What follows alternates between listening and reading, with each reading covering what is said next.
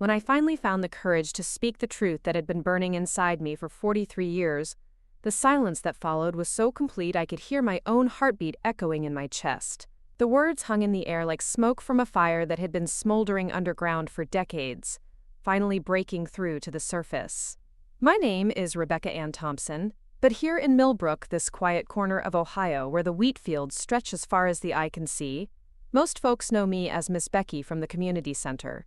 I'm 71 years old now, my hands show every year I've lived, and my silver hair catches the afternoon light as I sit in this wooden chair that's become my storytelling throne.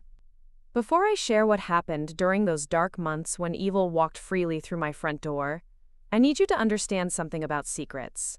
They're living things, these secrets we carry. They grow in the darkness of our hearts, feeding on our shame, our fear, our desperate hope that maybe if we never speak them aloud, they'll somehow become less real. But secrets don't fade with time. They calcify, becoming part of our very bones until we can't tell where the secret ends and we begin. For 4 decades, I carried a secret so heavy it nearly crushed me. A secret about trust betrayed in the most unthinkable way, about safety stolen from the one place it should have been absolute, my own home. A secret about 2 men who were supposed to protect me, but instead became the monsters I feared most.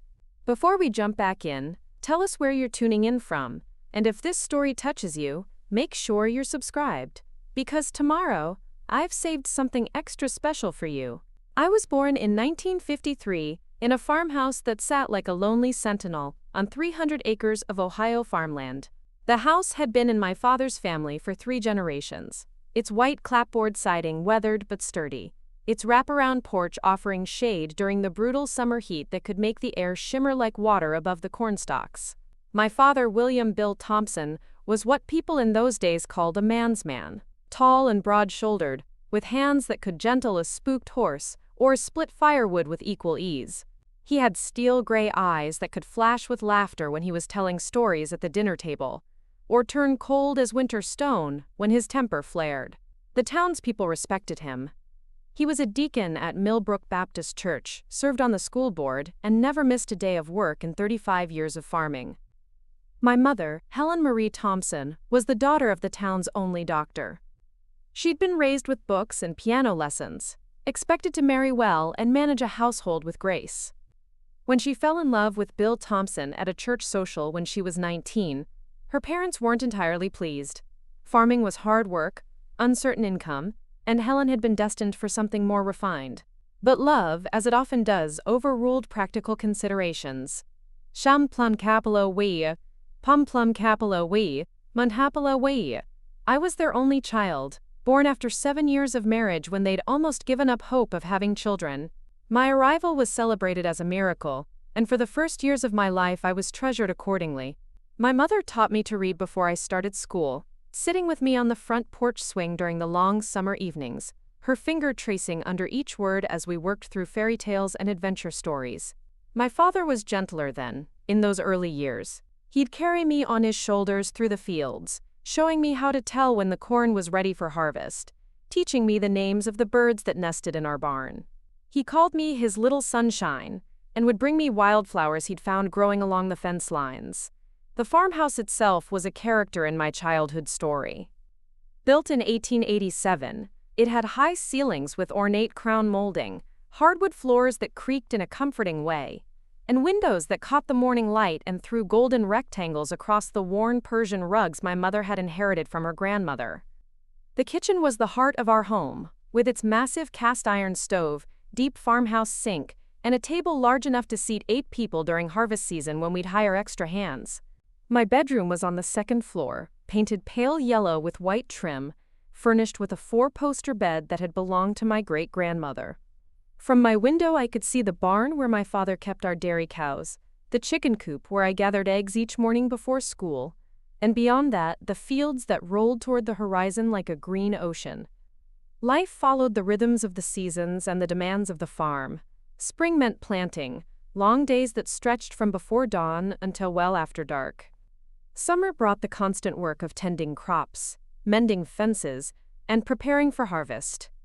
Fall was a frenzy of activity as we brought in the corn and soybeans, sold the calves, and prepared for winter's harsh grip. Winter was quieter, a time for mending equipment, planning for the next year, and the indoor projects my mother always saved for the cold months. I started school at Millbrook Elementary when I was 6, riding the bus with the other farm children along the winding country roads. I was a good student, eager to please my teachers and fascinated by learning. Reading became my escape and my passion. I devoured every book in our small school library and begged my mother to drive me to the county library in the bigger town 20 miles away. It was when I turned 12 that I first noticed the change in my father. The easy laughter became less frequent. The gentle moments grew rare. His temper, which had always been quick to flare but quick to cool, began to simmer longer, burning hotter. My mother would make excuses. The farm was struggling financially. The weather had been poor for 2 seasons running. The stress of providing for his family was wearing on him. But I saw something else in his eyes during those moments when his anger would surface. Something that made my stomach clench with an unnamed fear. It was the way he would look at me sometimes when he thought I wasn't paying attention. A look that didn't belong between a father and daughter. A look that made me want to hide in my room and lock the door. Avant. My mother, I realize now, saw it too. She began finding reasons for me to spend more time away from the house. Longer hours at school activities, sleepovers with friends, summer visits to her sister's family in Cincinnati. At the time, I thought she was just encouraging my independence. Looking back, I understand she was trying to protect me in the only way she knew how, without directly confronting a truth too terrible to speak aloud. It was during this time that my father's brother, Uncle Daniel Thompson, became a more frequent presence in our lives. Uncle Danny, as I called him, was 5 years younger than my father, unmarried, and worked as a mechanic in town. Where my father was tall and imposing, Uncle Danny was shorter, but stockier, with the same steel-gray eyes but a smile that came easier and seemed warmer. He'd always been around during family gatherings and holidays, but now he started showing up for Sunday dinners, helping with farm work, staying late into the evening playing cards with my father while my mother cleaned up from dinner. At first, his presence seemed to lighten my father's mood. The two brothers would laugh together, sharing stories from their childhood, and for a while, it felt like our house had returned to its earlier, happier atmosphere. Uncle Danny paid attention to me in ways that felt different from my father's growing distance. He'd ask about school, compliment my achievements, bring me small gifts. A book he'd found at a garage sale, a bag of penny candy from the store in town. He seemed genuinely interested in my thoughts and opinions, treating me less like a child and more like a person worth listening to. I was starved for that kind of positive attention. My father had become increasingly critical and distant, finding fault with everything I did. My grades weren't high enough, my chores weren't done properly, my behavior at church wasn't sufficiently reverent. Nothing I did seemed to please him anymore, and his disapproval hung over our house like a thundercloud that never quite broke into a cleansing storm. When I turned 14, my body began changing in ways that brought both excitement and confusion. My mother, never comfortable discussing such intimate matters, gave me a brief clinical explanation of what to expect, and a book that answered some of my questions but left many others unaddressed. I noticed that my father's behavior toward me shifted again during this time, becoming somehow both more distant and more intensely focused. He would barely speak to me during family meals, but I'd catch him watching me when he thought I wasn't looking. When I'd ask him a direct question, his responses were often sharp, almost angry, as if my very presence irritated him. Yet sometimes I'd turn around suddenly and find him staring at me with an expression I couldn't interpret. Something between anger and hunger that made my skin crawl. Uncle Danny, by contrast, seemed to notice and appreciate the young woman I was becoming. He'd compliment my appearance, tell me I was growing up to be beautiful, ask if I had any boyfriends at school yet. His attention felt flattering and safe. He was family after all, and unlike my father, he still seemed to genuinely like me. It was the summer I turned 15 that everything changed forever. My mother had been planning for months to visit her elderly aunt in Pennsylvania, a trip that would take her away for nearly 3 weeks. Aunt Margaret was dying, and my mother, as her closest living relative, felt obligated to help settle her affairs and provide care during her final days. I begged to go with her. Something inside me, some instinct I couldn't name, screamed that I shouldn't be left alone with my father for so long. But my mother insisted I needed to stay and help with the farm work, that leaving my father to manage everything alone wouldn't be fair. She arranged for Uncle Danny to stay at the house to help with the heavy work and to provide what she called proper supervision for a teenage girl. Looking back, I wonder if she knew. If some part of her understood the danger she was leaving me in but felt powerless to prevent it. Or maybe she genuinely believed that having Uncle Danny there would make everything safe and normal. Maybe she thought his presence would keep my father's darker impulses in check. The night before she left, she sat on my bed as I pretended to read, and I could feel her watching me. When I finally looked up, there were tears in her eyes. "Becky," she said softly, if anyone ever makes you feel uncomfortable, you need to tell me. Promise me you'll tell me." I promised, not understanding why she looked so sad when she kissed my forehead goodnight. The next morning, she hugged me longer than usual before my father drove her to the bus station in town. As I watched their truck disappear down our gravel driveway, I felt a chill that had nothing to do with the early morning air. That evening, Uncle Danny arrived with a duffel bag and a smile that seemed different somehow. Brighter, more intense, like he was excited about something I couldn't see. My father's mood had been light all day, lighter than it had been in months. The two of them spent the evening drinking beer on the front porch, their laughter carrying across the fields as darkness fell. I went to bed early, claiming I was tired from the day's work, but really I just wanted to escape the strange electricity I felt crackling between them. Something was different, something I couldn't name but could feel in my bones like the pressure change before a violent storm. As I lay in my bed, listening to their voices drift up through my open window, I had no idea that my childhood was about to end forever. I had no idea that the next 3 weeks would shatter everything I thought I knew about safety, about family, about the people who were supposed to love and protect me. All I knew was that I felt afraid, and I didn't understand why. Preparing and narrating this story took us a lot of time, so if you are enjoying it, subscribe to our channel. It means a lot to us.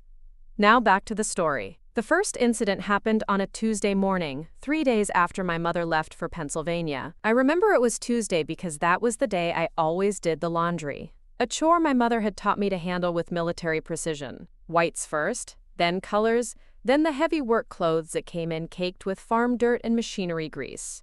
I was 17 by then, married for just 8 months to Thomas Mitchell, a sweet boy from town whose family owned the hardware store. Tommy worked construction during the day, leaving before dawn and returning well after sunset, exhausted from long days building houses for the growing subdivision on the outskirts of Millbrook. We'd moved into the small apartment above his family's store, but I still came to the farm daily to help with chores and keep house for my father and Uncle Danny. That morning started like any other. I'd arrived at the farmhouse around 7, after Tommy left for work, to find my father and Uncle Danny finishing their coffee in the kitchen. They were discussing plans for fixing the fence in the north pasture. Normal conversation, normal routine.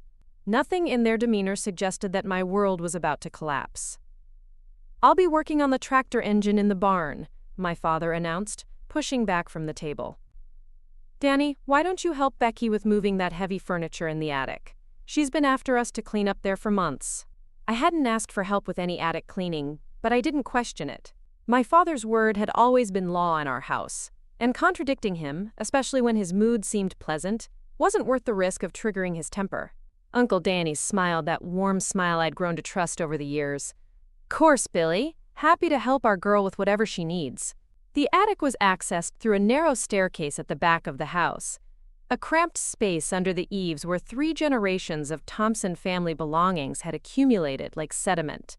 Old furniture shrouded in dust sheets, trunks full of clothes that smelled of mothballs and memories, boxes of photographs and documents that no one had looked through in decades. I led the way up the steep stairs, Uncle Danny following behind. The morning sun streamed through a small window at the far end, creating a corridor of light filled with dancing dust motes. The air was thick and still, holding the accumulated heat of the summer and the musty scent of old wood and forgotten things.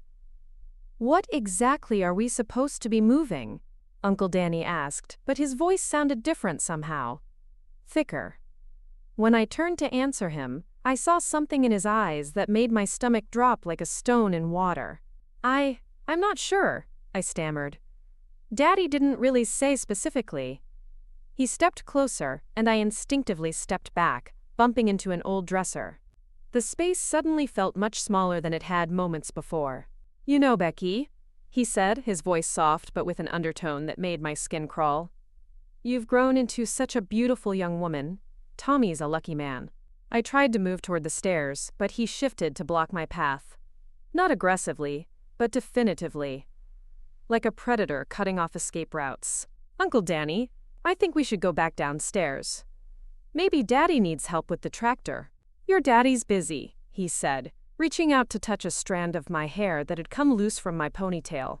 "He'll be working on that engine for hours. Plenty of time for us to get to know each other better." The wrongness of his words, of his touch, sent panic shooting through my body like electricity. This was Uncle Danny, who'd been kind to me, who'd brought me books and candy, who'd made me feel special when my father's attention grew cold and critical. But the man standing in front of me now wasn't the uncle I thought I knew. "I need to get home," I said, trying to keep my voice steady. "Tommy will be expecting lunch." "Tommy won't be home for hours," Uncle Danny said, and something in the certainty of his voice told me this wasn't a spontaneous moment. This had been planned. "Besides, you always eat lunch here on Tuesdays, your daddy told me." My father had told him. The words hit me like a physical blow. My father knew I was up here. My father had sent me up here. With growing horror, I realized that the man who was supposed to protect me had delivered me into danger. What happened next unfolded like a nightmare, where you try to scream but no sound comes out. Uncle Danny's hands, which had seemed so safe when they'd helped me with farm chores, became instruments of violation. His voice, which had spoken such kind words over the years, whispered things that made me feel dirty and ashamed. I fought. I tried to push him away, tried to run for the stairs, but he was stronger and the space was too small and there was nowhere to go. When I opened my mouth to scream, he clamped his hand over it with such force I thought he might break my jaw. Now, he whispered against my ear, his breath hot and sour with coffee and something else I couldn't identify. "No need to make a fuss. This is what families do. This is what love looks like. Your daddy knows all about it." Those words, "your daddy knows," shattered something inside me. The last vestige of hope that someone would save me, that this was some terrible mistake, crumbled into dust. When it was over, I lay curled on the dusty attic floor, my clothes torn, my body aching in places I didn't know could hurt. Uncle Danny straightened his shirt, ran his fingers through his hair, and looked down at me with an expression that was almost gentle. "You're a good girl, Becky," he said softly. "This is our special secret, understand? Family secrets are the most important kind. If you tell anyone, Tommy, your mother, anyone, it'll destroy everything. Your daddy's reputation, your marriage, this whole family. You don't want that, do you?" I couldn't speak, I couldn't even look at him. I just lay there, staring at a water stain on the ceiling beam, trying to understand how my world had changed so completely in the space of 20 minutes. "Besides," he continued, his voice taking on a harder edge, "who would believe you? Everyone knows how much your family loves you, how much I love you. They'd think you were making it up for attention, or that you wanted it to happen. Young wives sometimes get restless, looking for excitement." The threat was clear. Not only would no one believe me, but they'd blame me. In 1970, in a small farming community where reputation was everything, and women were expected to be above reproach, the shame would destroy not just me, but Tommy too. He'd be the man whose wife had seduced her own uncle, whose marriage was built on lies and betrayal. I made it downstairs somehow, my legs shaking so badly I had to grip the banister to keep from falling. Uncle Danny followed casually, whistling a tune under his breath as if nothing had happened. In the kitchen, he poured himself another cup of coffee and settled at the table with the newspaper.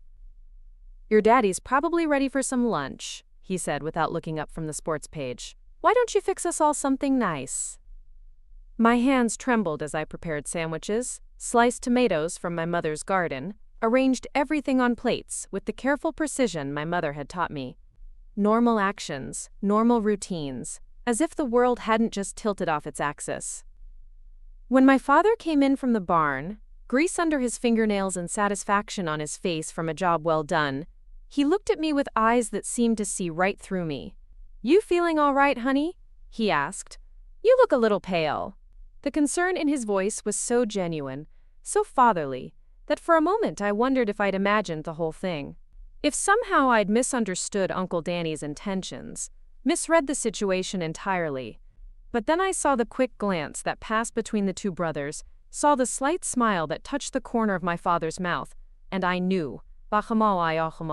He knew. He had always known. This had been planned, orchestrated, approved. I mumbled something about not feeling well, about needing to get home to rest before Tommy returned from work. My father nodded sympathetically and suggested I might be coming down with something. Uncle Danny offered to drive me home, but I insisted I could walk. The idea of being alone with him again, even for the 10-minute walk to town, made my skin crawl. The walk home passed in a blur. I remember focusing on putting one foot in front of the other, on breathing in and out, on not collapsing in the middle of the dusty road. When I reached the apartment, I climbed the stairs to our small bathroom and stood under the shower until the hot water ran out, scrubbing my skin until it was red and raw, trying to wash away the feel of hands that had no right to touch me. But you can't wash away violation. You can't scrub shame from your soul. When Tommy came home that evening, tired and hungry and full of stories about his day, I served him dinner and smiled and nodded in all the right places. But inside I felt like I was watching the scene from outside my own body. He noticed something was different. "You're quiet tonight," he said, reaching across our small table to touch my hand. "Everything okay?" His touch, which had always been gentle and loving, now made me flinch. I saw hurt flash across his face and felt another layer of shame settle over me like a blanket. How could I explain that the touch I'd craved from my husband now felt threatening? How could I tell him that the very foundation of trust I'd built my life on had crumbled in the space of one morning? "Just tired," I lied. "Long day at the farm." He accepted the explanation because he trusted me, because he had no reason to suspect that his teenage wife was now carrying a secret that could destroy everything we'd built together. After dinner, he fell asleep on our small couch while reading the newspaper, and I sat in our bedroom staring out the window at the lights of the town below, trying to figure out how to survive what had happened. The next morning, Uncle Danny was waiting for me at the farm. "Morning, sunshine," he said cheerfully, as if greeting a beloved niece. "Ready for another productive day?" The casual normalcy of his tone, the way he could act as if nothing had changed, made me feel physically sick. But what choice did I have? Tommy needed the money I earned helping at the farm. My father expected me to fulfill my duties as a daughter. And Uncle Danny had made it clear what would happen if I tried to tell anyone the truth. So I nodded and got to work, cleaning the house and preparing meals while hyper-aware of every sound, every movement, every moment when I might find myself alone with him again. I developed an acute sense of where everyone was at all times, a survival instinct that would remain with me for the rest of my life. But survival, I was learning, sometimes requires accommodations that would have been unthinkable before. When Uncle Danny cornered me in the pantry that afternoon while my father was checking the livestock, I didn't fight as hard. When he whispered that I was being a good girl, that this was what family love looked like, I closed my eyes and tried to disappear inside my own mind. The pattern established itself with terrifying efficiency. Every few days, sometimes more often, one of them would find an excuse to get me alone. Sometimes it was Uncle Danny with his gentle words and patient explanations about family loyalty. Sometimes it was my father, whose approach was more demanding, more angry, as if my very existence was somehow offensive to him. They never did it together, not at first. It was always one or the other, as if they had some unspoken agreement about taking turns. But they both made it clear that this was my new reality, my role in the family structure that I'd better learn to accept. The worst part wasn't the physical violation, horrible as that was. The worst part was the way they could switch back to being normal immediately afterward. Uncle Danny would ruffle my hair affectionately and ask about my day at school. My father would compliment my cooking and tell me what a good daughter I was. The cognitive dissonance of it, the way love and violence could exist in the same breath from the same person, nearly broke my mind. I began to understand why my mother had always seemed so nervous, so eager to please, so quick to make excuses for my father's behavior. I wondered how long this had been going on, how many women in my family had learned to accept the unacceptable because the alternative, losing everything they'd ever known, seemed worse than enduring the unbearable. 3 weeks into my mother's absence, the unthinkable happened. I arrived at the farm one morning to find both my father and Uncle Danny waiting for me at the kitchen table, their coffee cups empty, their eyes holding a predatory gleam that made my blood turn to ice water in my veins. "Sit down, Becky," my father said, his voice carrying the tone of authority I'd learned never to question. "We need to have a family discussion." I remained standing, every instinct screaming at me to run. But where could I go? This was 1970 in rural Ohio. I was 17 years old with a high school education and a husband who worked 12-hour days. I had no money of my own, no car, no independence beyond what these men allowed me. "I said sit," my father repeated, and this time there was steel in his voice. Uncle Danny pulled out a chair for me, his hand briefly touching my shoulder as I reluctantly sat down. That simple touch sent revulsion through my entire body, but I'd learned to hide my reactions. Showing fear or disgust only seemed to excite them more. "We've been talking," Uncle Danny began, his voice taking on that sickeningly gentle tone he used when he was about to hurt me. "About how much we both care about you. How special you are to this family." My father leaned forward across the table. "You're not just my daughter anymore, Becky. You're a Thompson woman, and Thompson women understand their duties to their family. All their duties." The implication in his words hit me like a physical blow. They weren't planning to continue taking turns anymore. They were going to share me, use me together, as if I were property they could pass between them at will. "Imina, I want to go home," I whispered, my voice barely audible even to myself. "This is your home," my father said firmly. "This is where you belong." "Tommy's a good boy, but he's just a boy. He doesn't understand what a real woman needs, what this family needs from you." Uncle Danny reached across the table and took my hand in both of his. His palms were sweaty, his grip tight enough to bruise. "We're going to take such good care of you, sweetheart, both of us. You'll see how good it can be when you stop fighting what's natural." The word natural coming from his mouth made bile rise in my throat. Nothing about this was natural. Everything about this was a violation of every law, moral code, and basic human decency I'd ever been taught. But they spoke about it as if it were my education, my initiation into some twisted family tradition. What happened that morning in my childhood bedroom, the room where I'd read fairy tales and dreamed of my future, shattered the last piece of innocence I'd been clinging to. They took turns holding me down while the other committed acts that I still struggle to name, even 50 years later. They spoke to each other over my body as if I weren't there, coordinating their movements, sharing observations about my responses like farmers discussing livestock.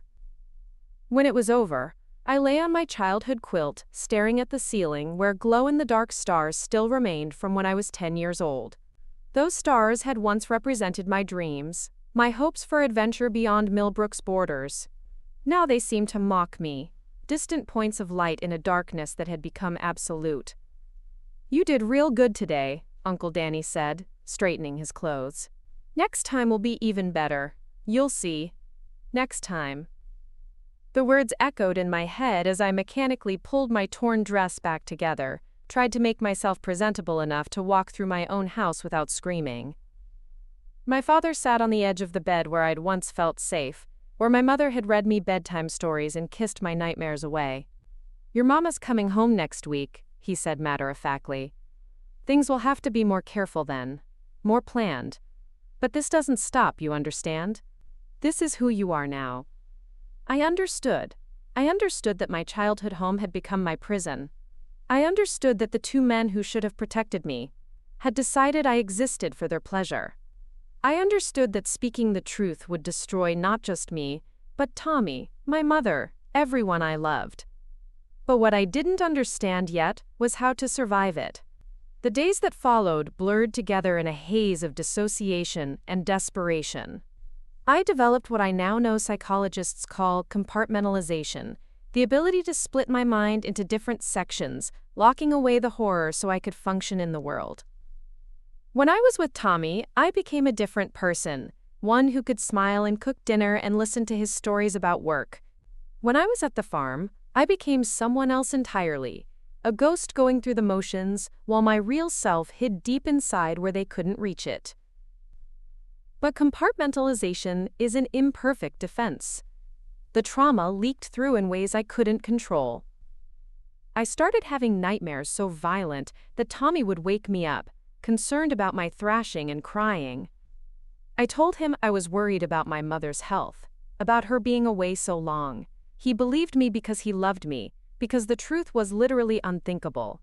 My appetite disappeared, food tasted like ash in my mouth, and my stomach rebelled against almost everything I tried to eat. Within 2 weeks, I'd lost so much weight that my clothes hung loose on my frame. Tommy noticed, of course, and suggested I see Doc Williams in town. "I'm fine," I insisted. "Just worried about Mama. I'll eat better when she comes home." But I wasn't fine. I was dying inside, piece by piece, day by day. The girl who had loved reading lost interest in books. The young woman who had taken pride in keeping a neat home let dishes pile up and laundry go unwashed. I moved through my life like a sleepwalker, present in body but absent in spirit. The most devastating part was how they made me complicit in my own abuse. They taught me to anticipate their needs, to present myself without being asked, to participate in ways that made me feel like I was betraying myself with every breath. They called it cooperation, maturity, accepting my role. I knew it was survival, pure and simple, but knowing didn't make the self-hatred any less consuming. Uncle Danny was particularly skilled at psychological manipulation. He would bring me small gifts after our sessions, a candy bar, a magazine, once even a small silver bracelet that he fastened around my wrist with gentle fingers that had just finished violating me. "Because you're special to me," he'd say, his voice full of what sounded like genuine affection. "Because you make me so happy." The cognitive dissonance nearly drove me insane. How could the same hands that hurt me also touch me with such apparent tenderness? How could the same voice that whispered degrading commands also speak words of endearment? It was as if they were trying to rewrite the very definition of love, to make me believe that pain and pleasure, violation and affection, were the same thing. My father's approach was different, but equally devastating. He framed everything in terms of family duty, tradition, the way things had always been done in the Thompson family. He spoke of my grandmother, my great-grandmother, as if they had all understood their proper place in ways that modern women had forgotten. "Your mama never understood," he told me one afternoon as I mechanically folded laundry, trying to pretend he wasn't watching my every movement. "She was raised soft, with romantic notions about marriage and family. But Thompson women are stronger than that. We know what real loyalty looks like." He made it sound like a privilege, an honor to be initiated into some ancient family secret. But I saw the truth in his eyes. The hunger, the power, the satisfaction of breaking something beautiful just because he could. The isolation was perhaps the cruelest part. I couldn't talk to anyone about what was happening. I couldn't seek help or comfort, or even basic human understanding. They had created a prison made not of bars and walls, but of shame and fear, and the terrible certainty that speaking the truth would destroy everyone I loved. I started to understand why some abuse victims develop what appears to be loyalty to their abusers. It wasn't Stockholm Syndrome exactly. It was something more complex. The recognition that your survival depends entirely on the whims of the people hurting you, so you begin to see their moments of kindness not as manipulation, but as precious gifts to be grateful for. When Uncle Danny would let a day pass without touching me, I felt relief so profound it was almost like gratitude. When my father would speak to me normally at dinner, treating me like a daughter instead of an object, I would find myself almost smiling. These tiny mercies became the highlights of my existence, proof that maybe I wasn't completely worthless, maybe I was still human enough to deserve occasional kindness. The week before my mother's return, they sat me down for another family discussion.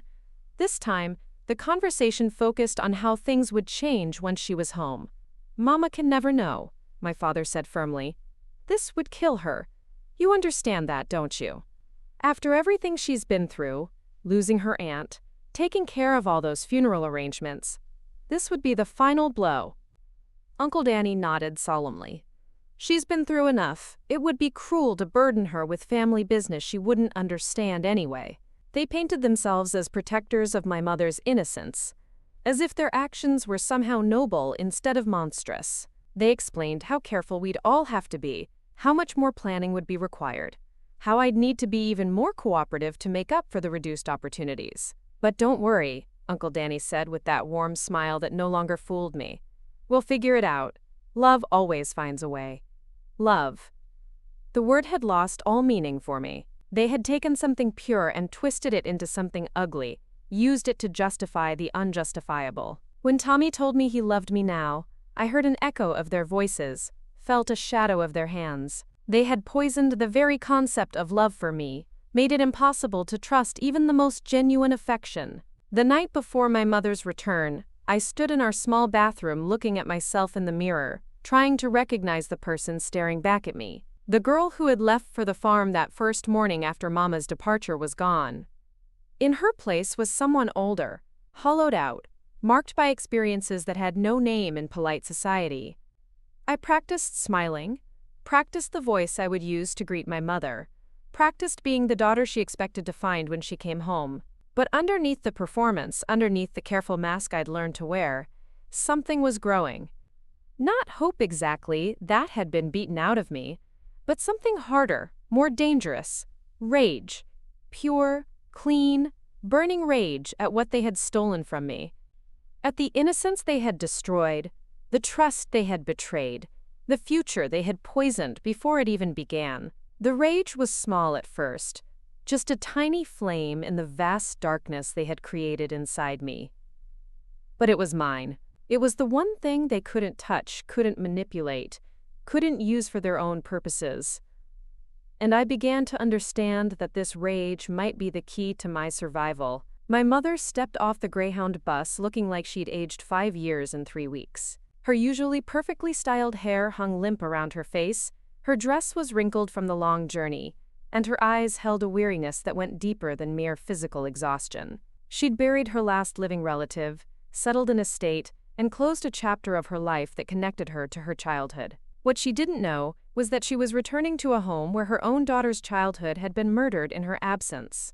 I was waiting at the bus station with my father, both of us wearing masks of normalcy that had taken careful practice to perfect. My father played the role of the devoted husband, reaching for her suitcase, asking about her journey, expressing concern for her obvious fatigue.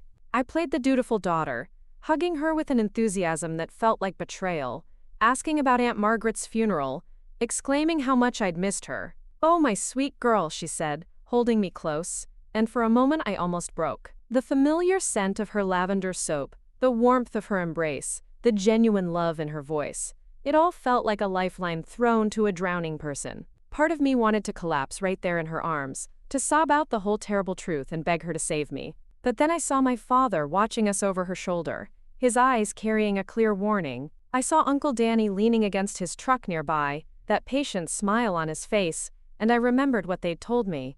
This would kill her. After everything she'd been through, this would be the final blow.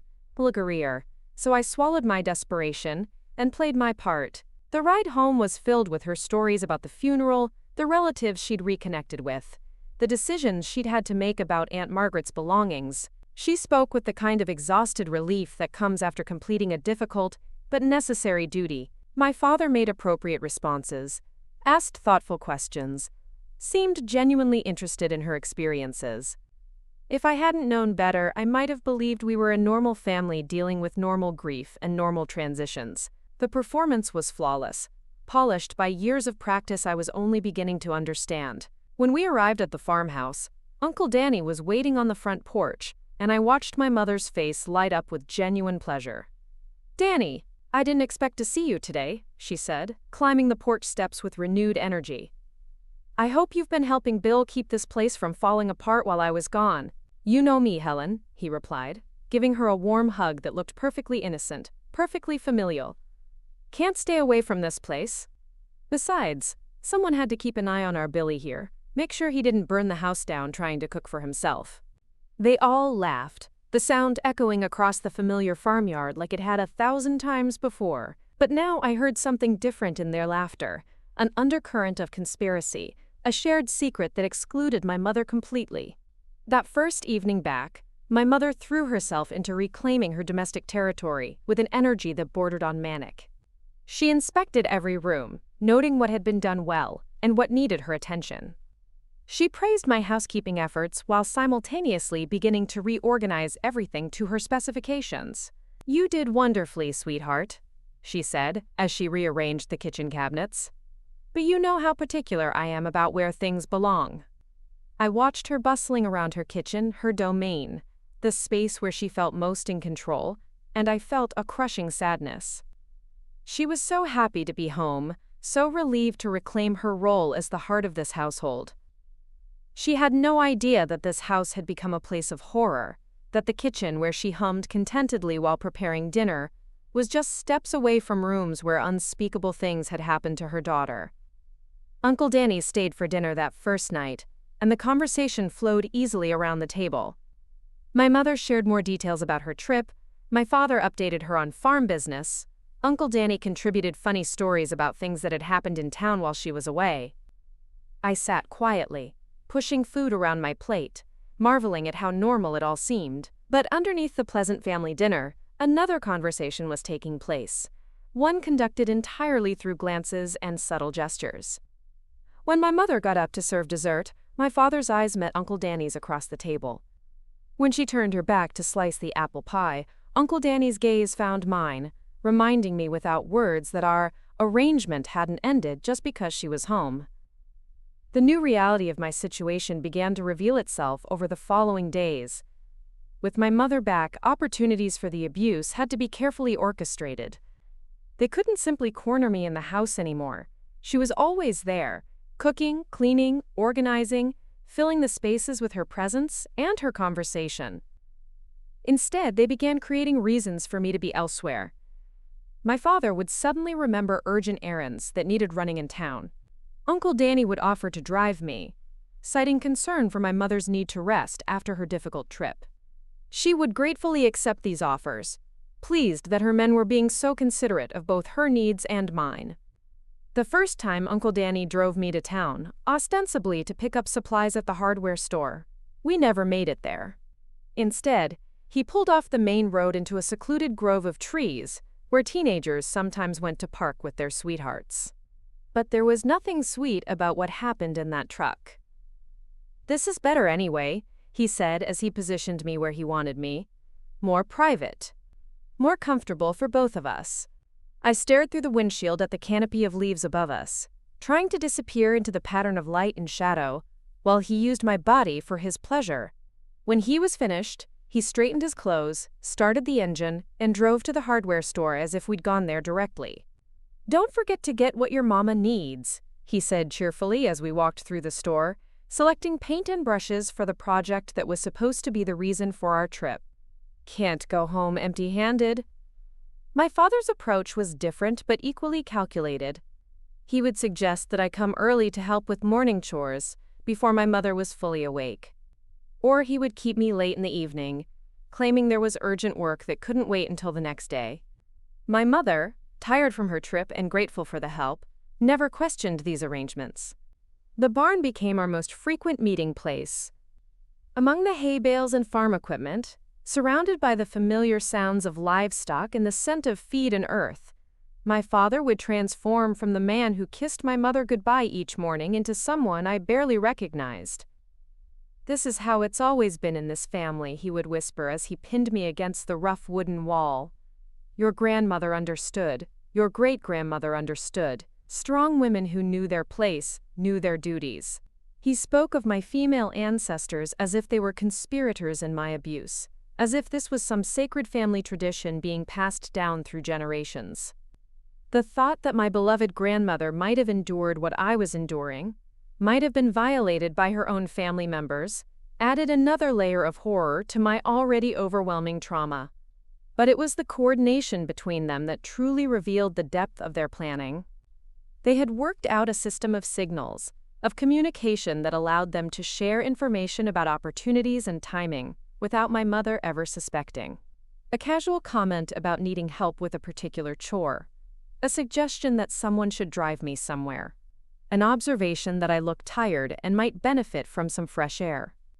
My mother, interpreting these comments as expressions of care and concern, would often encourage me to accept their offers of help or their invitations for outings. She was proud of how well her husband and brother-in-law were taking care of her daughter, pleased that the family was so close-knit and supportive. "You're so lucky," she told me one evening as we sat on the front porch shelling peas for dinner. "So many girls your age have difficult relationships with their fathers. But you and Daddy have always been close. And Danny treats you like his own daughter." Like his own daughter. The irony of her words cut through me like a knife. If only she knew how literally true that statement was, how Uncle Danny was indeed treating me exactly like his own daughter, if he'd had one. I began to develop an almost supernatural awareness of their moods, their plans, their unspoken communications. Survival required me to become an expert in reading the subtle signs that indicated when one of them was planning to create an opportunity. A certain look between them. A pause in conversation when my mother wasn't listening. A casual suggestion that seemed innocent but carried deeper meaning. This hypervigilance was exhausting, but it also gave me my first real tool for protecting myself. If I could anticipate their plans, sometimes I could disrupt them.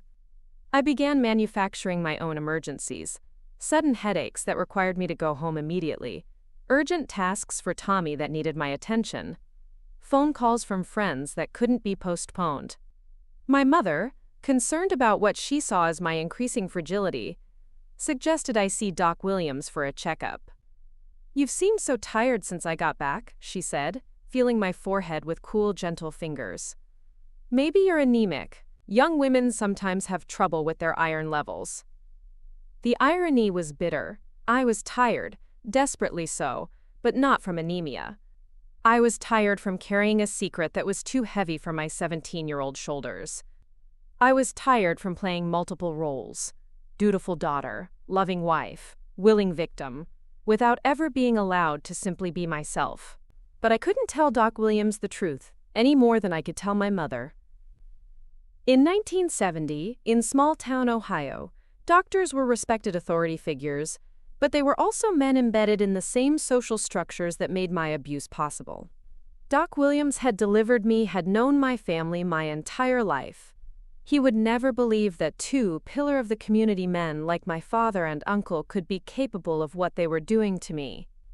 So I submitted to the blood tests and the physical examination, answered his questions about my appetite and sleep patterns with carefully constructed half-truths, and accepted his prescription for iron supplements and more rest. My mother felt better knowing she was taking care of me medically, and I had learned another valuable lesson about the isolation that protects abusers. The most devastating aspect of this new phase was how it corrupted my relationship with my mother. Every conversation we had was tainted by the enormous lie at its center. When she asked about my day, I had to edit out hours of horror. When she commented on my appearance or behavior, I had to deflect without arousing suspicion. When she shared her own concerns and worries, I had to respond with sympathy while hiding a trauma that dwarfed anything she could imagine. I found myself resenting her innocence, her obliviousness, her ability to move through her daily routine without seeing the evil that surrounded her. It was an irrational resentment. She was as much a victim as I was, just in a different way. But trauma doesn't follow rational patterns. Sometimes I would catch myself wanting to shock her, to shatter her comfortable assumptions about her family and her world. I would imagine the look on her face if I suddenly announced the truth at the dinner table, imagine how quickly her perfect little domestic world would crumble. These dark fantasies gave me a momentary sense of power, but they also filled me with shame. What kind of daughter wants to destroy her mother's peace of mind? The answer, I was learning, was a daughter who had been broken in ways that couldn't be easily repaired. A daughter who had been forced to carry an adult burden while still being treated like a child in every other aspect of her life. A daughter who was discovering that love and hate could exist simultaneously in the same heart, directed at the same people. 3 months after my mother's return, I realized I was pregnant. I stared at the calendar on our kitchen wall, counting and recounting the days since my last cycle, hoping against hope that my arithmetic was wrong. But numbers don't lie, even when the truth they reveal threatens to destroy everything you've been desperately trying to hold together. 6 weeks. 6 weeks since my body had followed its natural rhythm.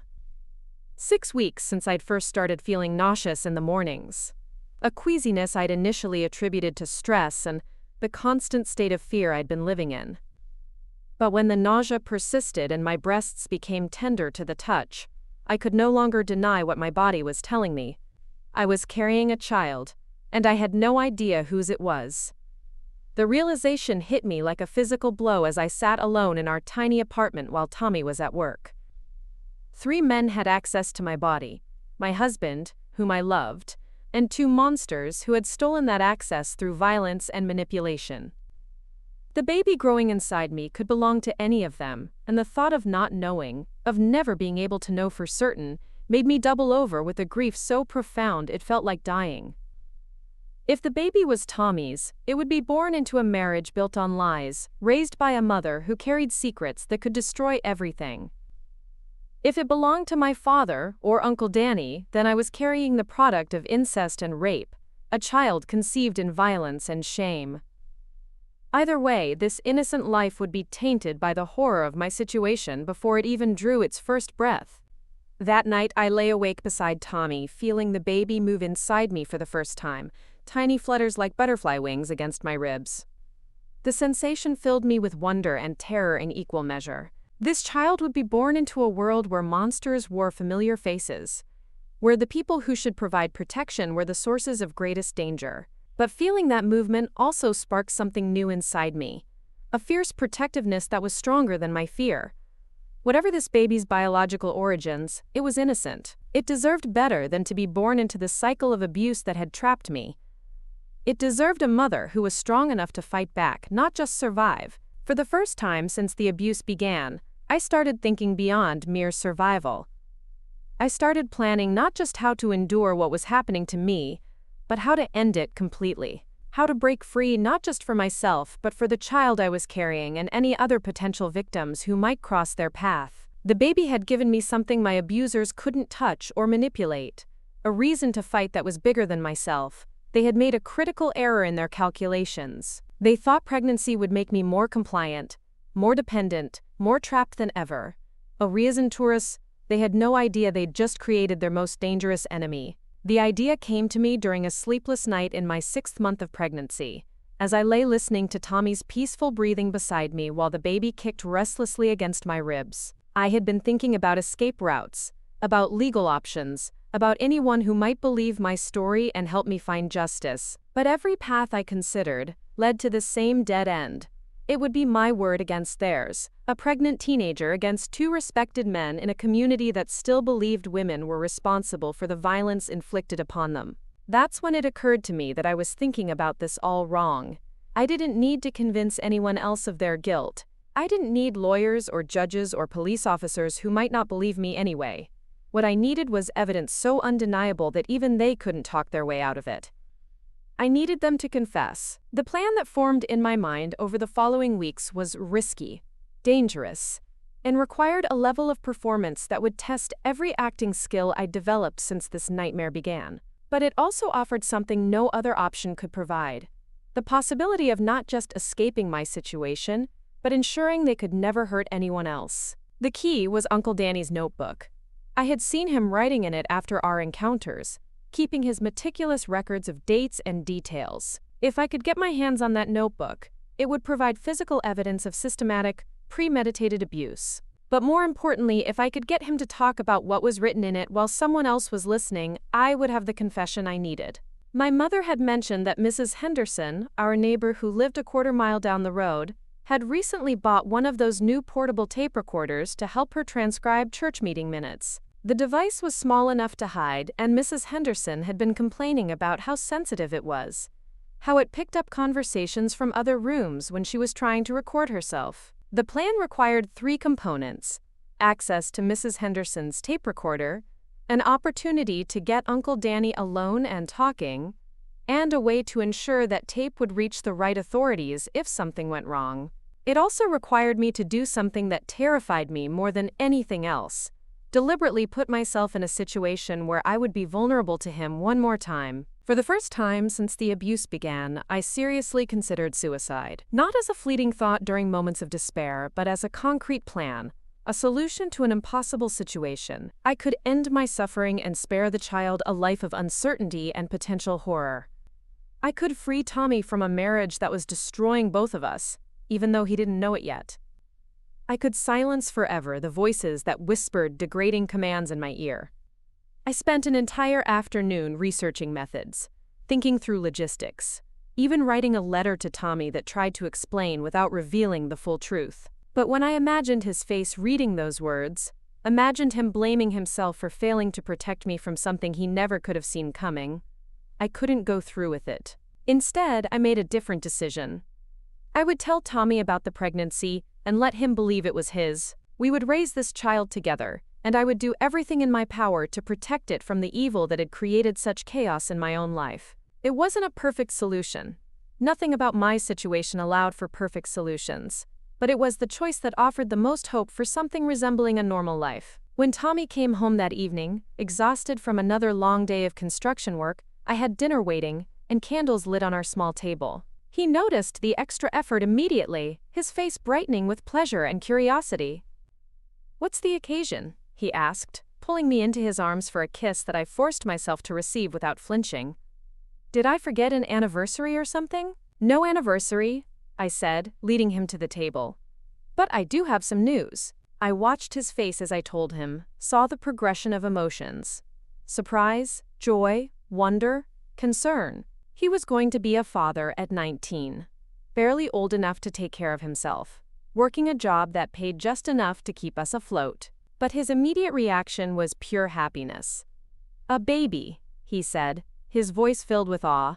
"We're going to have a baby." He knelt down and placed his hands gently on my still flat stomach, speaking to the child inside with such tenderness that I had to excuse myself to the bathroom to cry. This sweet, innocent boy was going to love and provide for a child that might not even be his, and he would never know the truth. The pregnancy gave me something I hadn't had since the abuse began: a legitimate reason to limit my time at the farm. Morning sickness, fatigue, doctor's appointments, the need for more rest, all provided perfect excuses to avoid situations where I might find myself alone with my father or Uncle Danny. My mother was thrilled about becoming a grandmother, immediately throwing herself into preparations with the same energy she brought to all her domestic projects. She insisted on coming to every doctor's appointment, fussing over my nutrition, sharing stories about her own pregnancy with me. Her attention and care were overwhelming sometimes, but they also provided a shield against the men who had been using me. "A pregnant woman needs to avoid stress," she declared firmly when my father suggested I continue helping with farm chores. "Rebecca needs to focus on taking care of herself and that baby." It was the first time in months that someone had advocated for my well-being, even though she didn't know the real danger she was protecting me from. My father accepted her decree with apparent grace, but I saw the frustration in his eyes. Uncle Danny made appropriate comments about wanting me to be healthy and safe, but his smile carried an edge of something darker. They had lost their easy access to me, and they weren't happy about it. For several weeks, the pregnancy served as an effective barrier. I spent most of my time either at home with Tommy or at the farm, with my mother hovering protectively nearby. The abuse didn't stop entirely.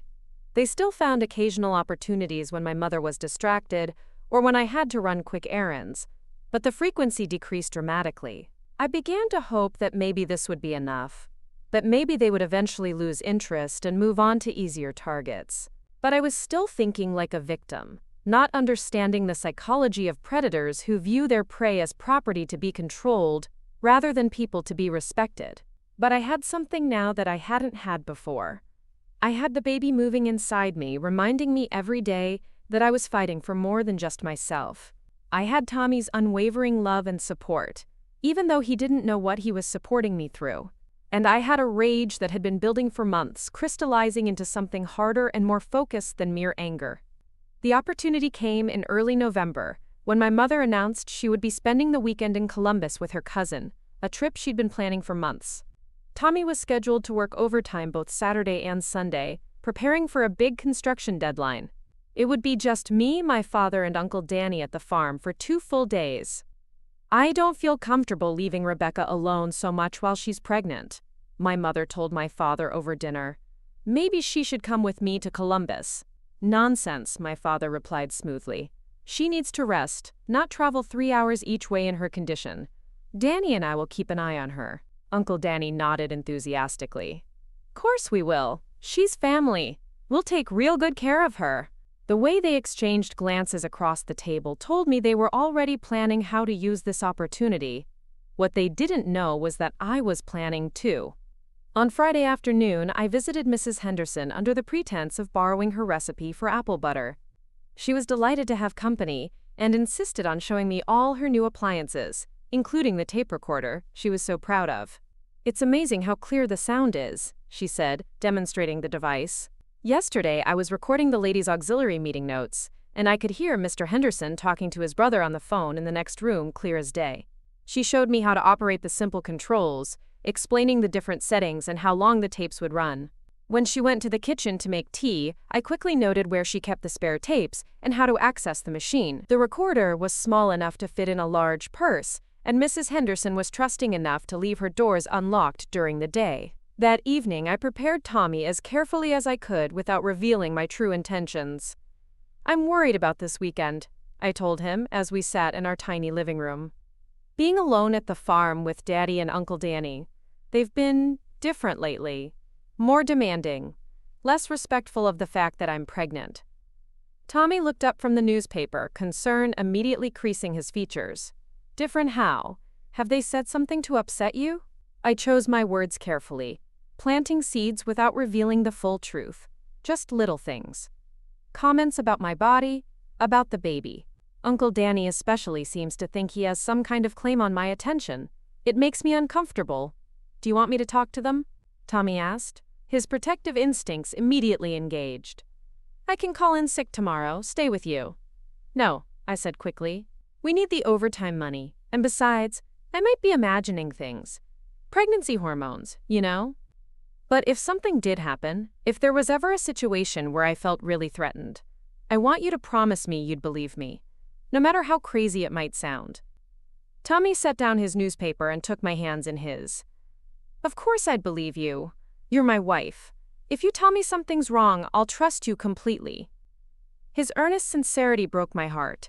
This sweet, honest boy had no idea he was promising to believe something that would shatter his entire worldview.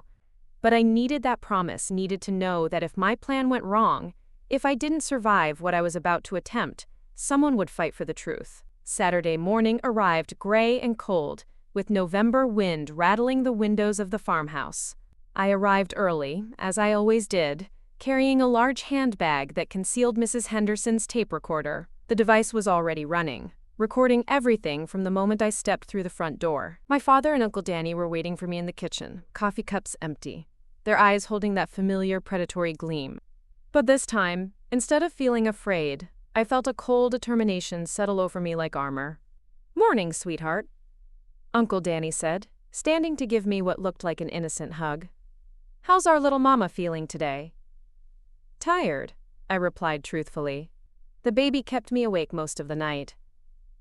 Well, you just take it easy today, my father said. We'll handle all the heavy work. You just focus on staying healthy. Their concern sounded genuine. Would have fooled anyone listening who didn't know the truth. But I heard the undertones, saw the way they looked at each other when they thought I wasn't watching. They had plans for me, and they were savoring the anticipation. The morning passed quietly, with all of us maintaining the facade of normal family interaction. I helped with light household chores while they worked outside, repairing fence posts and tending to livestock. But as the day wore on, I could feel the tension building. They were waiting for the right moment, the perfect opportunity to strike. It came after lunch, when my father announced he needed to drive to town for farm supplies. You two hold down the fort, he said, grabbing his keys from the kitchen hook. I'll be back in a couple hours. Uncle Danny nodded casually. Take your time. Becky and I will find something to keep us busy. The threat in his words was unmistakable, but he delivered them with such normalcy that anyone overhearing would think he was simply being helpful. As soon as my father's truck disappeared down the gravel driveway, Uncle Danny's entire demeanor changed. "Finally," he said, turning to me with undisguised hunger. "It's been too long since we've had quality time together." "I'm pregnant," I said, as if that should matter to him. "Very pregnant. This isn't safe for the baby." Uncle Danny laughed, moving closer to where I stood by the kitchen sink. "The baby will be fine, might even enjoy the experience. Who knows? Maybe it'll make them stronger." The casual cruelty of his words, the way he could joke about endangering an unborn child, crystallized every ounce of rage I'd been suppressing for months. But I forced myself to remain calm, to play the role I needed to play. "Uncle Danny, we need to talk about something," I said, reaching into my purse as if looking for something. "About your notebook." His expression shifted immediately, becoming wary and alert. "What notebook?" "The one where you keep track of dates. Of times when we, you know." I let my voice trail off, as if I were embarrassed to say the words. "I don't know what you're talking about," he said, but I could see the calculation in his eyes. "I saw it," I pressed on, "when you had it out in the kitchen that day. All those dates, all those notes about me. About what we do together." Uncle Danny studied my face carefully, trying to determine if I was threatening him or offering him something. "And what exactly do you think you saw?" This was the crucial moment. I had to convince him that I wasn't a threat, that I was actually complicit in my own abuse. It was the most difficult performance of my life, but everything depended on it. "I saw proof," I said softly, stepping closer to him. "Proof of how long this has been going on, how planned it all was, how you and Daddy worked together to teach me things." His eyes lit up with a mixture of surprise and satisfaction. "You're not upset about it anymore?" "I was confused at first," I lied, forcing my voice to sound uncertain, vulnerable. "But I've had time to think. Time to understand what you meant about family traditions. About Thompson women knowing their place." Uncle Danny's entire posture relaxed, his predatory stance shifting into something that looked almost paternal. "I knew you'd come around eventually. You're a smart girl. You understand that what we have is special." "Show me the notebook," I said, moving closer still.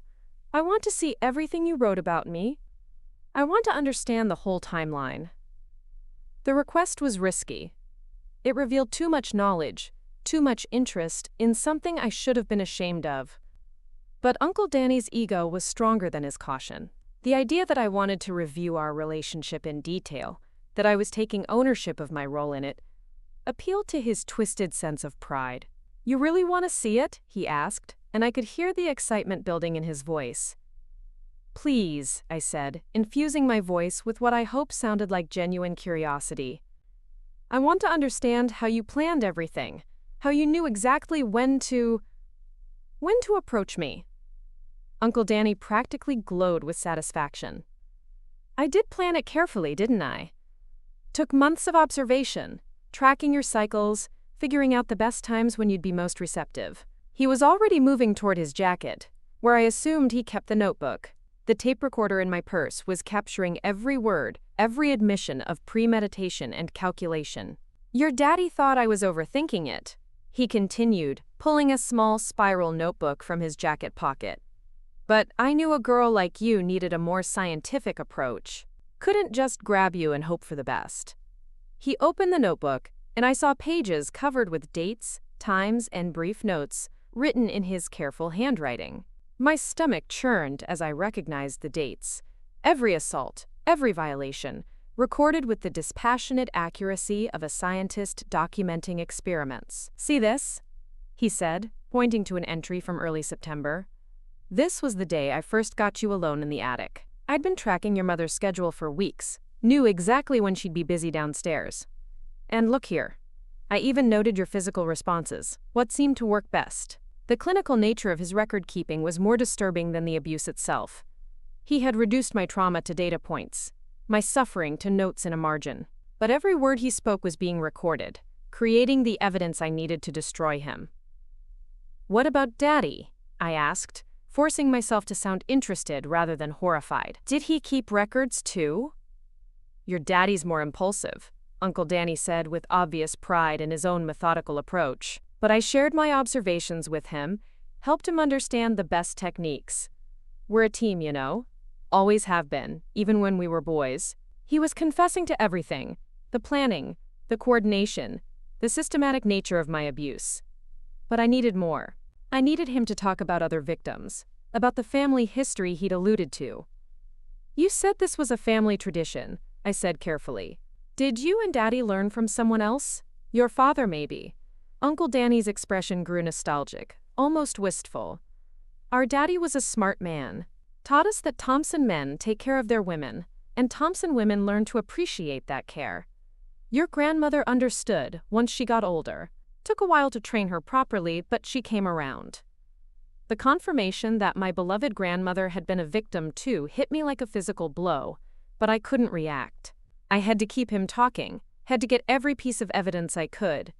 And after the baby comes, I asked, how will that change things? Oh, it won't change anything important, Uncle Danny said confidently. Might make scheduling a little more complicated, but we'll figure it out. Besides, if the baby's mine, and I think there's a good chance it is, then you and I will have an even stronger connection. Blood calls to blood, you know. The possessiveness in his voice when he talked about my unborn child made my skin crawl. But it also gave me the final piece of evidence I needed. He was planning to continue the abuse after the baby was born, was already thinking of my child as potential property in his twisted family system. I understand now, I said, backing toward the kitchen door while keeping my voice steady. I understand everything. I knew you would, Uncle Danny said, moving toward me with renewed confidence. Now come here and show me how much you appreciate everything I've taught you. That's when I ran. I bolted through the kitchen door and across the farmyard, my pregnant body moving faster than I'd thought possible. Behind me, I could hear Uncle Danny shouting, his voice filled with surprise and rage. Becky, get back here. You can't run from family. But I was already at my father's truck, the keys thankfully still in the ignition where he'd left them in his haste to get to town. I started the engine and threw the truck into gear just as Uncle Danny reached the driver's side door. This doesn't change anything, he screamed, pounding on the window as I backed out of the driveway. You're still one of us. You'll always be one of us. I drove directly to the sheriff's office in town, the tape recorder clutched in my hands like a weapon. Sheriff Morrison was a fair man who'd known my family for years, but he was also a product of his time and place. I had no idea how he would react to what I was about to tell him. When I walked into his office, my hands shaking and my voice barely steady, carrying evidence that would destroy two pillars of the community, I was no longer the frightened girl who had been victimized for months. I was a woman who had fought back and won. Sheriff Morrison's office smelled of stale coffee and cigarettes. The walls lined with wanted posters and certificates of appreciation from the community. I sat in the uncomfortable wooden chair across from his desk, the tape recorder placed between us like a piece of evidence that could detonate the entire foundation of Millbrook's social order. Now, Rebecca, Sheriff Morrison said, his weathered face creased with concern and confusion. I need you to slow down and tell me exactly what you're saying here. These are very serious accusations against two men I've known my whole life. I understood his hesitation. My father and Uncle Danny were respected members of the community, church deacons, volunteers at town events, men who helped their neighbors during harvest season. The idea that they were capable of what I was describing challenged everything Sheriff Morrison thought he knew about the people in his jurisdiction. I know how it sounds, I said, my hands instinctively moving to protect my swollen belly. But please, just listen to the tape. Listen to Uncle Danny's own words. Sheriff Morrison leaned back in his chair, studying my face with the practiced eye of a man who'd spent decades determining when people were telling the truth. Whatever he saw there must have convinced him to take me seriously, because he reached for the tape recorder and pressed play. Uncle Danny's voice filled the small office, clear and unmistakable, describing his systematic abuse with scientific detachment. Sheriff Morrison's expression changed as he listened, surprise giving way to disgust, disgust giving way to the cold anger of a lawman confronting evil. Took months of observation, tracking your cycles, figuring out the best times when you'd be most receptive. Your daddy thought I was overthinking it, but I knew a girl like you needed a more scientific approach. Our daddy was a smart man. Taught us that Thompson men take care of their women, and Thompson women learn to appreciate that care. Each confession hit Sheriff Morrison like a physical blow. By the time the tape finished, his face had gone pale beneath his weathered tan. "Jesus Christ," he whispered, then immediately apologized for the language. "Rebecca, I had no idea. How long has this been going on?" "Since my mother went to Pennsylvania last spring," I said. "Almost 8 months." Sheriff Morrison was quiet for a long moment, processing the implications. Then he picked up his phone and made 2 calls. One to his deputy, instructing him to locate and arrest both men immediately, and one to Doc Williams, asking him to come to the office to examine me and document any evidence of assault. "What about my mother?" I asked, the question that had been haunting me since I'd started planning this confrontation. "She doesn't know anything about this. It's going to destroy her." Sheriff Morrison's expression softened with genuine sympathy. "That's not your responsibility, Rebecca. Your mother's going to need time to process this, but she's going to need the truth more than she needs protection from it." While we waited for Doc Williams to arrive, Sheriff Morrison asked me to tell him everything from the beginning. I recounted the months of abuse, the threats, the coordination between my father and uncle, the way they'd used my mother's absence, and later my pregnancy to control and manipulate me. With each detail, Sheriff Morrison's expression grew grimmer. "The notebook," he said when I finished. "Do you know where he keeps it?" "In his jacket pocket, usually. He had it with him when I left." "We'll find it," Sheriff Morrison promised. "That notebook, combined with this tape recording and your testimony, should be more than enough evidence." Doc Williams arrived within the hour, a kind man in his 60s who delivered me and treated every illness I'd had since childhood. His examination was gentle but thorough, documenting bruises in various stages of healing, evidence of recent trauma, signs that corroborated my story of systematic abuse. "This is consistent with what you've described," he told Sheriff Morrison after completing his examination. "Multiple incidents over an extended period. The physical evidence supports her account completely." As evening approached, Sheriff Morrison's deputy returned with news that would change everything. They had found my father and Uncle Danny at the farm, destroying evidence, burning papers in a barrel behind the barn. Uncle Danny still had the notebook on him, and my father was carrying a pistol he claimed was for protection against whoever had, quote, "filled my head with lies." "They're both in custody," the deputy reported. "The notebook is intact, barely got it away from him before he could throw it in the fire. And Bill Thompson was making all kinds of threats about what he'd do to whoever turned his daughter against him." The threats didn't surprise me, but they did make Sheriff Morrison's job easier. Men who were innocent of the charges against them didn't typically arm themselves and threaten to kill people. They didn't destroy evidence or blame mysterious outside influences for their accusers' stories. Tommy arrived at the sheriff's office just after sunset, his face a mask of confusion and growing rage, as Sheriff Morrison explained the situation. I watched my sweet, innocent husband struggle to comprehend the evil that had been lurking just beneath the surface of our lives. "I don't understand," Tommy kept saying. "They're her family. They're supposed to protect her." "Some men don't see family as something to protect," Sheriff Morrison said grimly.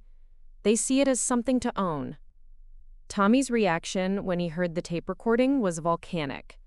He had to be physically restrained from storming over to the jail to confront my father and uncle himself.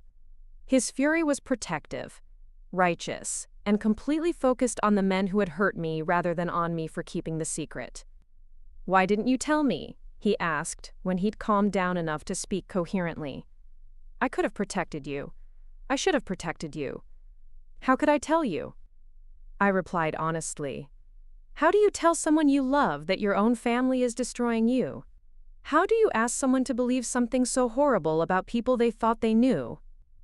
Tommy held me carefully, mindful of my pregnancy, his own body shaking with rage and grief. I should have seen it. I should have known something was wrong. They were very good at hiding it, Sheriff Morrison said. This kind of systematic abuse, it's designed to be invisible to everyone except the victim. These men had years of practice. The legal proceedings that followed were swift by the standards of 1970s rural justice. Uncle Danny's notebook provided detailed evidence of premeditation. The tape recording captured explicit confessions, and my medical examination corroborated the physical aspects of my testimony. Even in a time and place where women's accusations were often dismissed, the evidence was too overwhelming to ignore. Both men initially tried to claim I was lying, that I was a troubled young woman seeking attention or trying to cover up infidelity. But Uncle Danny's notebook contradicted their denials, and my father's threats of violence against unnamed conspirators suggested consciousness of guilt rather than righteous indignation. The most devastating moment came when their lawyer, desperate for any defense, suggested that I had somehow initiated or encouraged the contact. Sheriff Morrison's response was swift and brutal. "Are you seriously suggesting," he asked in open court, "that a 16-year-old girl seduced two grown men who had been planning her abuse for months? Are you claiming that detailed records of assault represent a consensual relationship?" The suggestion was so obviously absurd that it actually worked in my favor, making my accusers look even more callous and desperate. My mother's reaction was the part one had dreaded most. When Sheriff Morrison finally reached her in Columbus to explain why she needed to return home immediately, she initially refused to believe what she was hearing. The woman who had worried about leaving me alone with her husband and brother-in-law because I might not keep house properly had to confront the reality that she'd left me alone with predators. She arrived home on a Tuesday morning, 3 days after my escape, looking like she'd aged a decade in the space of a weekend. I was waiting for her at our apartment, afraid to be alone but terrified of her reaction to the truth. "Show me," was the first thing she said after Tommy let her in. "Show me the evidence. I need to hear it myself." We played the tape recording while she sat rigid on our small couch, her hands clenched so tightly in her lap that her knuckles went white. When Uncle Danny's voice filled the room describing his systematic abuse of her daughter, describing how he and her husband had coordinated their assaults, she made a sound I'd never heard before, a keening wail that seemed to come from the deepest part of her soul. "I knew," she whispered when the tape finished. "God help me, I knew something was wrong. The way he looked at you sometimes, the way you changed after I came back from Pennsylvania. I knew and I didn't protect you. You couldn't have known," I told her, taking her trembling hands in mine. "They were careful. They planned everything to make sure you wouldn't suspect. A mother should know," she said, tears streaming down her face. "A mother should protect her child. I failed you in the worst possible way." The guilt she carried was almost unbearable to witness. She had spent her entire marriage trying to be the perfect wife, the perfect homemaker, trusting her husband to be the man he appeared to be in public. Learning that her efforts to maintain domestic harmony had inadvertently enabled my abuse shattered her sense of reality. But my mother was stronger than anyone, including herself, had realized. Once she processed the initial shock, she became my fiercest advocate. She hired a lawyer with her inheritance money, attended every court hearing, and made it clear to anyone who would listen that she believed her daughter completely and supported her decision to prosecute. "I may not have protected you when it mattered," she told me, "but I'll spend the rest of my life making sure these men pay for what they did." The community's reaction was mixed and often painful. Some people, particularly the women, rallied around me with support and outrage. They organized meal trains for my family, offered to help with baby preparations, and made it clear that they believed my story and supported my courage in coming forward. But others, especially those who had social or business relationships with my father and uncle, responded with skepticism and resentment. They couldn't accept that pillars of the community could be capable of such evil, so they chose to believe I was lying or exaggerating or somehow responsible for what had happened to me. Mrs. Patterson from the church auxiliary actually had the audacity to suggest that I had led them on by being too friendly, too affectionate with my family members. Mrs. Johnson from the grocery store whispered that I was probably making it all up to get attention or to cover up an affair. These reactions hurt, but they also taught me important lessons about how society protects itself from uncomfortable truths. It was easier for some people to believe that a 17-year-old girl was a manipulative liar than to accept that men they knew and respected were capable of systematic rape and incest. The trial took place in early January, when I was 8 months pregnant, and moving slowly but determinedly through each day. The prosecuting attorney was a young man named James Sullivan, who specialized in criminal cases and believed passionately in justice for victims of violence. He prepared me carefully for what to expect, warning me that the defense would try to attack my character, my credibility, and my motives. But he also assured me that the evidence in my favor was overwhelming. "They can't explain away the notebook," he told me during one of our preparation sessions. "They can't claim you forced them to make those recordings. The physical evidence supports your testimony completely. You're going to win this case." The courtroom was packed on the day I testified, filled with curious townspeople, supportive friends, and hostile skeptics. I wore a simple blue dress that accommodated my pregnancy, kept my voice steady and clear, and told the truth about everything that had been done to me. The defense attorney tried exactly the tactics Mr. Sullivan had predicted, suggesting that I was a troubled young woman with a history of seeking attention, that I had somehow misinterpreted normal family affection, that my pregnancy hormones were making me emotional and unreliable. But when Mr. Sullivan played the tape recording for the jury, when Uncle Danny's voice filled the courtroom describing his systematic abuse and coordination with my father, when the notebook was entered into evidence with its detailed records of assault, the defense's arguments crumbled. The jury deliberated for less than 3 hours before returning guilty verdicts on all charges. My father was sentenced to 15 years in state prison. Uncle Danny, who had been deemed the primary orchestrator of the abuse, received 20 years. As the bailiff led them away in handcuffs, my father turned to look at me one last time. I expected to see hatred or anger in his eyes, but what I saw was something worse. A complete lack of recognition, as if I had never been his daughter at all, as if I was nothing more than property that had caused him inconvenience by fighting back. Uncle Danny's expression was different. He looked almost proud, as if my successful prosecution was somehow a testament to how well he had trained me. Even in defeat, even facing decades in prison, he couldn't conceive of me as anything other than an object that existed for his pleasure. Their reactions told me everything I needed to know about the choice I had made to fight back. These were not men who would have eventually tired of abusing me and moved on to other targets. These were predators who viewed their victims as permanent property, who would have continued their abuse until one of us was dead. By finding the courage to gather evidence and seek justice, I had not only freed myself, I had prevented them from destroying other lives. 3 weeks later, my daughter was born.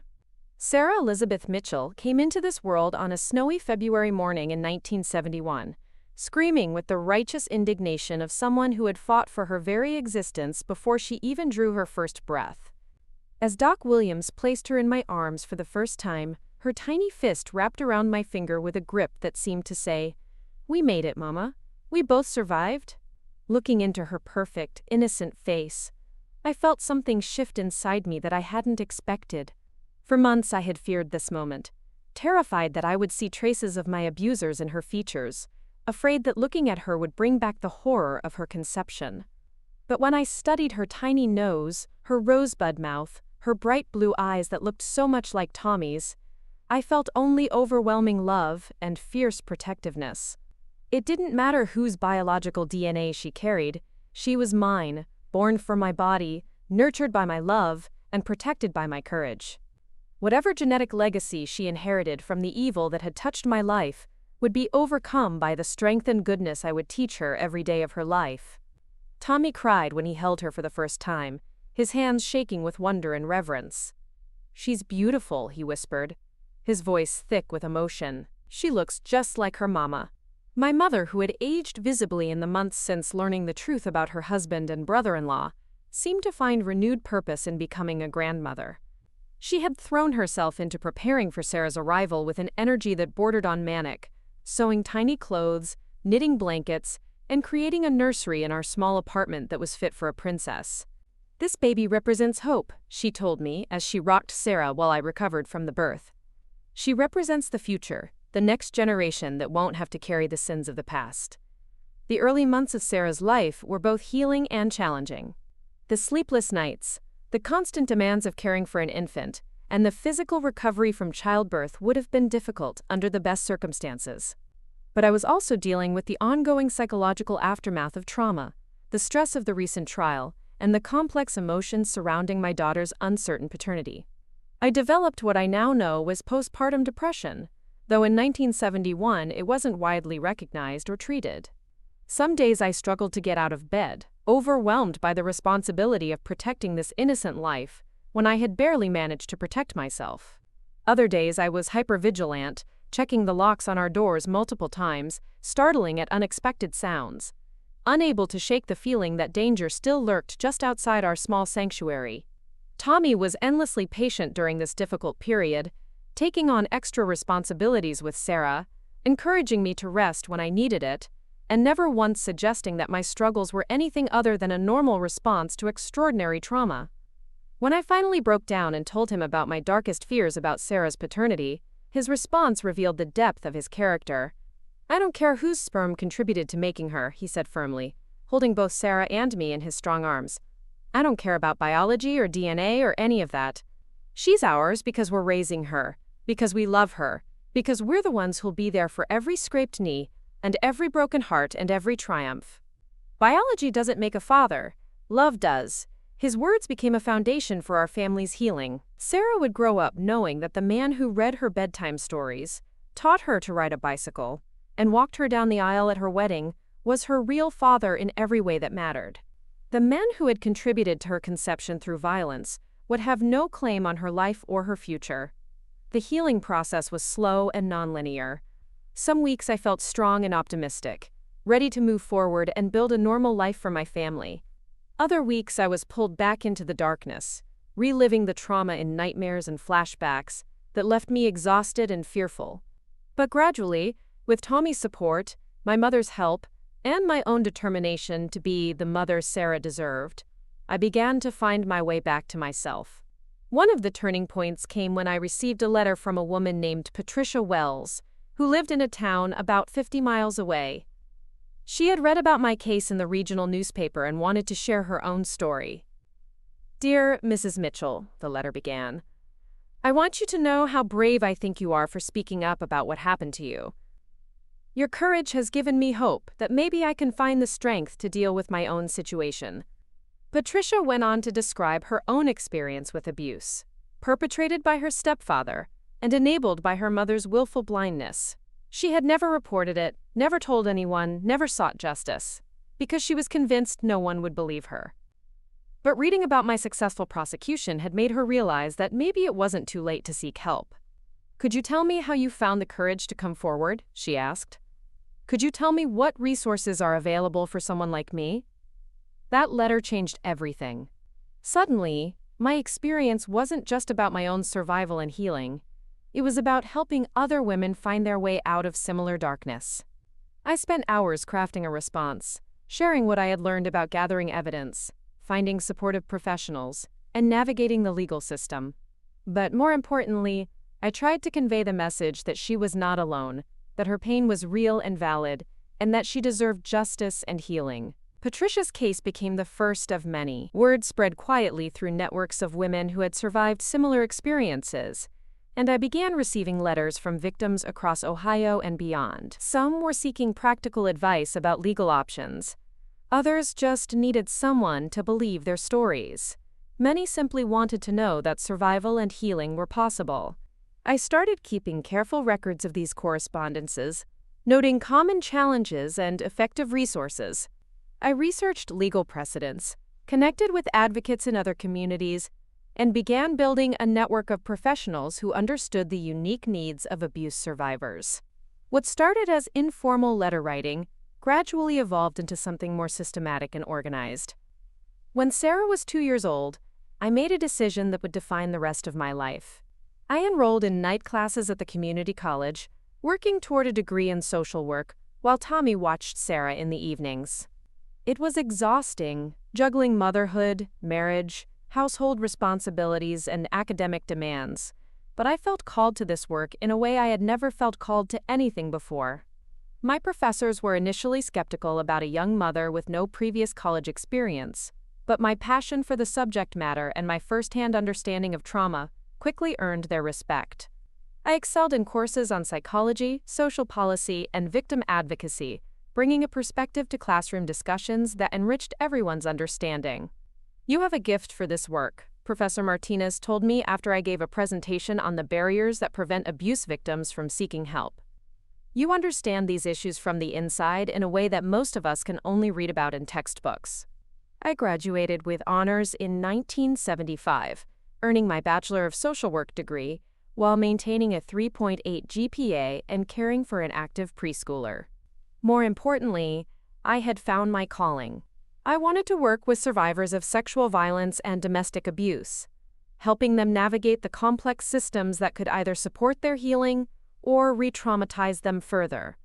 My first professional position was with the newly established Crisis Center of Central Ohio, a pioneering organization that provided counseling, advocacy, and emergency services for victims of violence. The center was founded by a group of feminist activists who recognized that traditional social service agencies were ill-equipped to handle the unique needs of sexual assault and domestic violence survivors. Working at the Crisis Center was both rewarding and challenging. I counseled women who had experienced trauma similar to my own, helped them navigate police investigations and court proceedings, and advocated for policy changes that would better protect victims' rights. But I also encountered the same skepticism and victim-blaming attitudes that I had faced during my own case. "Some of these women bring it on themselves," one police detective told me during a particularly frustrating case. "They go back to their abusers again and again. At what point do we stop treating them like victims and start holding them accountable for their choices?" Educating law enforcement, medical professionals, and other service providers about the psychology of trauma became a crucial part of my work. I developed training programs that helped professionals understand why victims often delay reporting, why they might recant their stories, and why seemingly irrational behavior actually made perfect sense when viewed through the lens of survival. "Trauma doesn't follow logical patterns," I would explain to groups of police officers, nurses, and social workers. When someone's safety has been threatened repeatedly by people they trusted, their responses are shaped by survival instincts, not rational decision-making. Our job is to create environments where survivors feel safe enough to tell their truth. These training sessions were some of the most rewarding aspects of my work. I could literally see the light bulbs going on as professionals began to understand how their own attitudes and procedures might be inadvertently harmful to the people they were trying to help. In 1978, I was promoted to Director of Victim Services at the Crisis Center, overseeing a team of counselors and advocates who worked with hundreds of survivors each year. Under my leadership, the center expanded its services to include support groups, legal advocacy, and preventative education programs in schools and community organizations. One of the innovations I was most proud of was the development of a specialized program for survivors of incest and familial sexual abuse.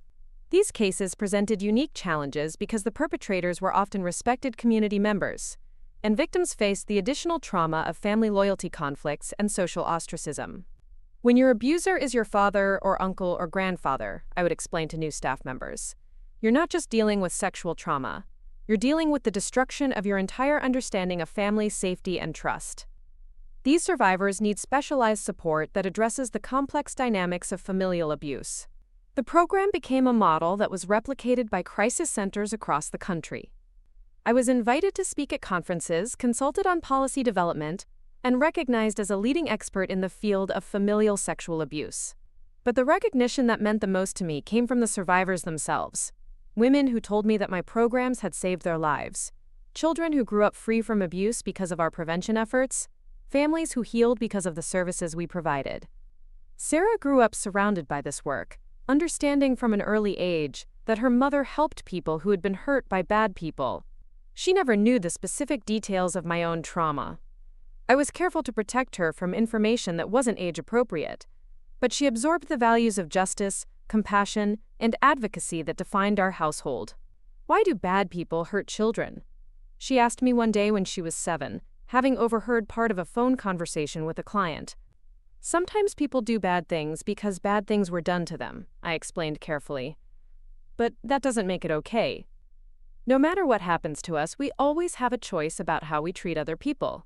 And when someone makes the choice to hurt others, especially children, it's our job to stop them and help the people they hurt. Is that why you go to work every day? She asked, with the directness that only children possess. That's exactly why I go to work every day, I told her. To help people who are hurting and to make sure bad people can't hurt anyone else. Tommy continued to be my rock throughout this period, supporting my career even when it meant long hours, difficult cases, and the emotional toll of working with trauma survivors. He never complained when I had to take emergency calls at home, when I came back from work too drained to do much besides hold my family close, or when the demands of my job required travel to conferences and training sessions. You're saving lives, he would remind me during the particularly difficult periods. What you do matters more than most people's work ever will. In 1982, I was offered a position with the State Attorney General's office, developing statewide policies for prosecuting sexual assault cases and training law enforcement officers in victim-sensitive investigative techniques. It was an opportunity to influence systemic change on a larger scale, to ensure that other survivors wouldn't face the skepticism and barriers that had nearly prevented me from seeking justice. The work was more political and bureaucratic than what I had been doing at the Crisis Center, but it allowed me to impact thousands of cases across Ohio. I helped draft legislation that expanded the definition of rape, eliminated requirements that victims prove they had resisted their attackers, and established protocols for handling cases involving children and disabled victims. One of the laws I was most proud of was the Confidential Communications Act, which protected communications between sexual assault counselors and their clients from being subpoenaed in court proceedings. This protection was crucial for encouraging survivors to seek help without fear that their private counseling sessions would be used against them in legal proceedings. Survivors need to know they can speak honestly about their experiences without having their words twisted and used as weapons, I testified before the state legislature. Healing requires honesty, and honesty requires safety. The law passed unanimously, a rare moment of bipartisan agreement, on an issue that had traditionally been divisive. When the governor signed it into law, I thought about all the survivors who would benefit from this protection, all the women who would be able to seek help without fear because of this change. Throughout the 1980s and 1990s, I continued working in various capacities to improve services for survivors of sexual violence. I served on federal advisory committees, helped establish the first sexual assault nurse examiner programs in Ohio, and developed training curricula that were used in medical schools and police academies across the country. But perhaps the work I was most passionate about was mentoring young advocates who were entering the field. Many of them were survivors themselves, drawn to this work by their own experiences with trauma and healing. I tried to model for them what I had learned, that surviving trauma could become a source of strength and purpose, that our deepest wounds could become the foundation for our most meaningful contributions to the world. Your experience gives you insight that no textbook can provide, I would tell new advocates. But don't let anyone suggest that being a survivor is a requirement for this work, or that your trauma defines your professional capabilities. You are much more than what happened to you. As Sarah grew into adolescence, and then young adulthood, I was gratified to see her develop into a confident, compassionate person who had inherited Tommy's kindness and my determination to fight injustice. She chose to pursue a career in pediatric medicine, wanting to protect children in her own way. I want to be the doctor who notices when something's wrong, she told me when she was applying to medical school. I want to be the person who asks the right questions and knows how to help.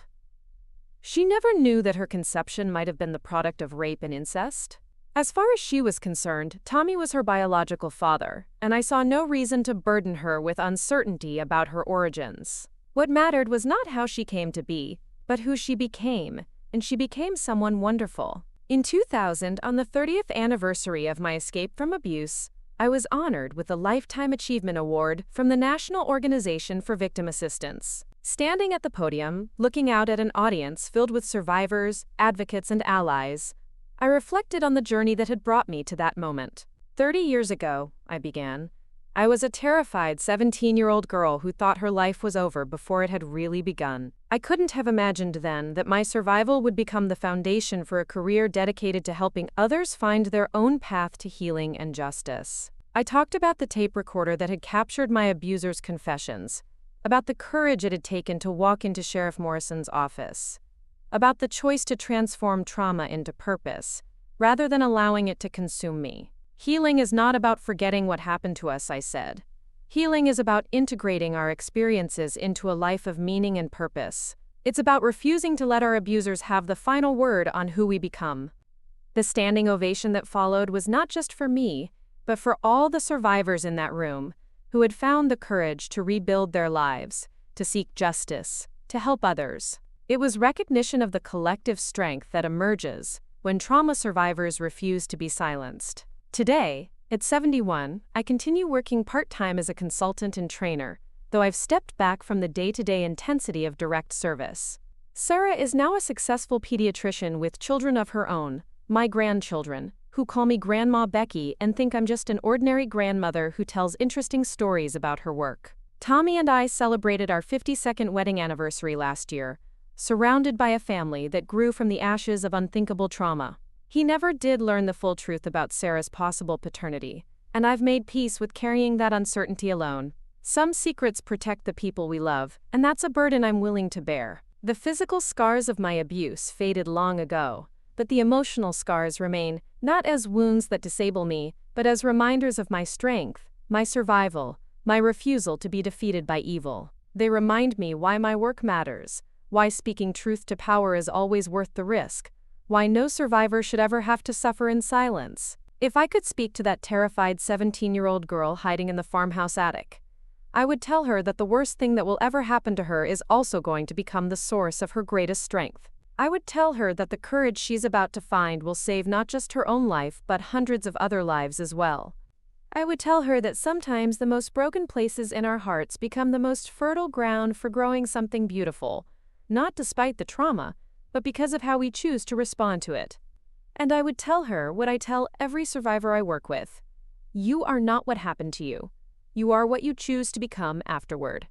And that choice, that power to transform trauma into purpose, pain into healing, survival into service, that power belongs to you alone. No one can take it away.